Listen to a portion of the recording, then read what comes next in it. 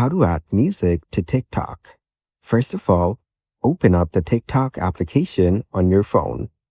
You will then be taken to the TikTok homepage. Here, you can explore and view TikTok Reels. On this page, go to the bottom panel and tap on the plus icon in the middle.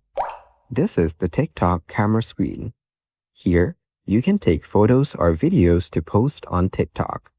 Now, tap and hold the capture button to record a video.